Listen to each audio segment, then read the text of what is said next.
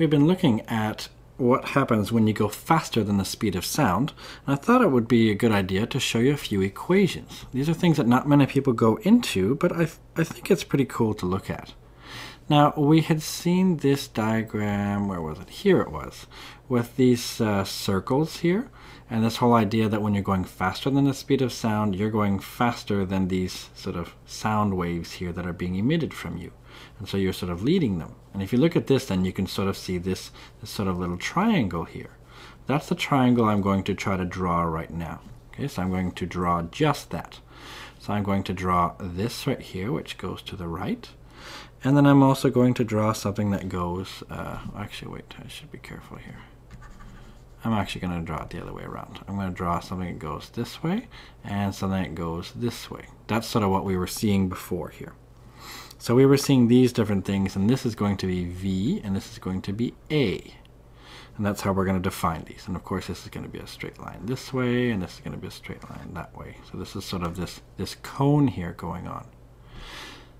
Now, what's kind of neat about it is that, well, this thing right here, we can call this angle. We're going to have an angle here. We're going to call that mu. That's a Greek letter. It looks like a U with a little stick on the left side like this. This is a Greek letter mu. So what happens then? Well, it turns out, I mean, I've done it a little bit incorrectly. Technically, this should be Vt, and this should be A times t, because that tells you about the distance, because distance is the speed times the time. But we'll just leave it like this for a little bit.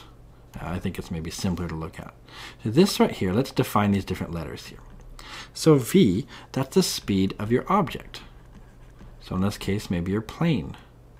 But it could be anything else, right? We're just going to look at it with planes. But this would be in meters per second. And then we have A. Well, that's the speed of sound. That's how fast sound actually travels in this material, because it doesn't have to be just the speed of sound in air. This could be anything. This could be in water, where the speed of sound is actually quite different. So that's V and A. And then this mu, that's your Mach angle. So this is important. Now, this is an angle which is measured in degrees. So make sure if you're working with this and doing things with your calculator, make sure your calculator is in degree mode. Now, this is named after, I think he's an Austrian named Ernst Mach. Now, we're going to actually define something called m. That's going to be your Mach number. Now, we looked at this before, right? When I showed you this picture before here. So this is like m. Instead of ma, we're just going to call it m. This is normally how it's done when we're doing the math for it. So this will be the Mach number. Now, the Mach number then will be defined as this. M equals, so the Mach number will be just, well, how fast you're going compared to the speed of sound. So if you're going exactly equal to speed of sound, then your Mach number is 1. If you're going less than the speed of sound, your Mach number should be less than 1. And the way you do that is by dividing the two. So V over A. This is going to be our sort of first equation here. Okay, so if m is less than 1, we can say then you're going slower than speed of sound. And sometimes we call this subsonic. Right? If you're going m equals 1, then that is the speed of sound. That means you're traveling at that speed. And if m is greater than 1, I'm sure you can guess, that means you're going faster than the speed of sound.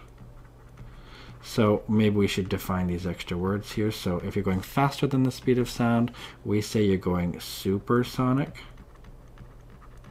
Just like if you're going slower, then you're going subsonic. Sonic means sound. So supersonic means faster than sound. Okay, well then how do we actually define this Mach number dependent on this angle? Well, it turns out if you know the Mach angle, you know the speed. And it turns out that we have this relation going on here. So maybe I'll do it in blue here. So this one here, we have that, in this case right here, this is a right angle triangle. This right here would be the right angle right here, actually, turns out. Not this. So this here is a right angle triangle. It's a little bit upside down, and the sine of an angle is the opposite over the hypotenuse. So the sine of mu is going to be A over V. So maybe we'll write that down. So sine of mu is equal to A over V. And if that's the case, then, well, remember what V over A was M. So I could say then that the sine of mu is also the same thing. Well, if it was V over A, it would be M. 1 over M is A over V. So in that sense, I can actually relate it and say, well, A over V is the same thing as 1 over M, where M is the Mach number. So I can combine them then, put the M over here and put the sine mu on the bottom. So therefore, the Mach number is going to be equal to just 1 over sine of mu. I think this is the most important thing right here.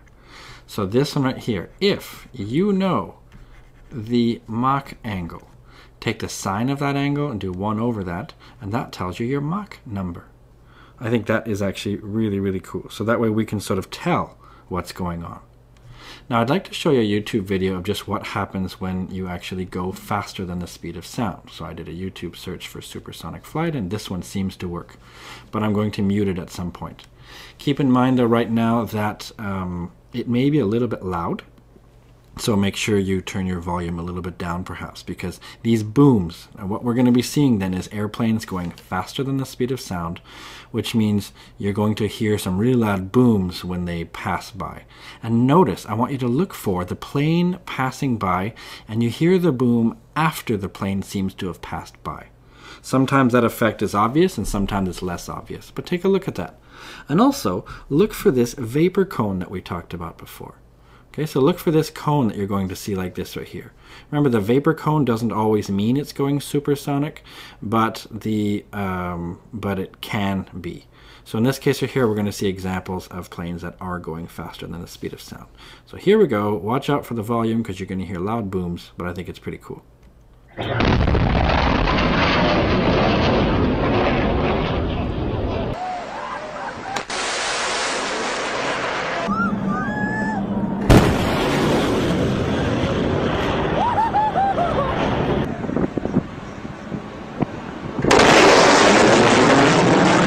So isn't that cool? So you could see these things going by. Now here's one that's actually not going the speed of sound. He's going a little bit less, so he's subsonic, but he's very, very close to the speed of sound. Look what's happening here. His little vapor cone is actually showing, and you can see the vapor cone is hitting the water, so it's sort of making a disturbance in the water as the plane flies. That is a very brave pilot, I think. I think there was another cool one somewhere here I wanted to show you. Yeah, this one over here I think is one of my favorite ones ever. Hold on a second here. Let's look at this one. This I think is one of my favorites. So you can see this one here come by, and you can see it sort of slow-mo. It shows you this thing right here. So you can really see it fly by there. So what if we go back right here and we looked at this, what if then you could sort of take a snapshot like this right here, and you could measure that angle, you know, this angle right here. Well, then you could estimate the speed of the plane if you assumed that this vapor cone here was the same as the Mach angle.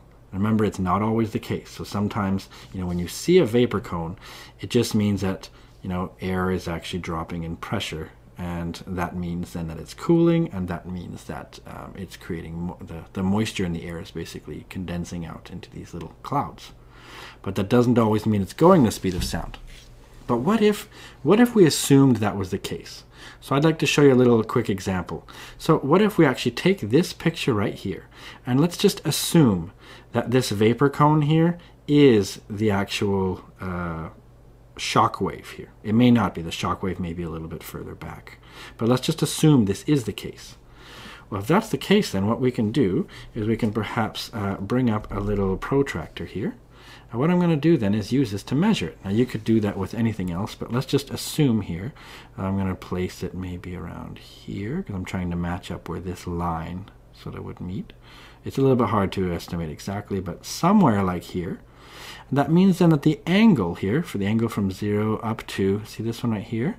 It makes an angle of around, let's just say it's 70 degrees. It's not exactly, but let's just say it's 70. Well, if that angle then is 70, let's just see what happens then. So in my example then, my mu was around 70 degrees. if that's the case, let's use this equation. So m is 1 over sine mu. So in this case, then, m equals 1 over the sine of 70 degrees. Make sure your calculator is in degree mode. And what I'm going to do then is just open up my little calculator here. It takes a second for it to open up because I've got a little emulator that shows you what my calculator does. But I'm going to make sure first that my calculator is in the right mode. Because your calculator, remember, it can be in degree or radian mode. So I'm going to press mode and make sure that I'm in degree mode, and I am. So then I'm going to exit, and I'm going to say, all right then, I'm going to take the sine of 70 degrees. I like to do it a little bit backwards here, so I'm going to take sine of 70 and do 1 over that answer. So 1 over the answer. That's just to make sure I don't do something wrong here. And that tells me 1.06. So that means then that my Mach number is 1.06 approximately. And since m is greater than 1, we could say then that it is supersonic. Which means if we assumed that this plane right here, that this vapor cone matched the actual shock wave cone, which doesn't always happen, but if we assumed that, and if this angle here really is 70 degrees, which it looks like, well, that would tell us then that this thing is flying just over Mach 1. It's 1.06. Isn't that cool? So you can actually measure these things.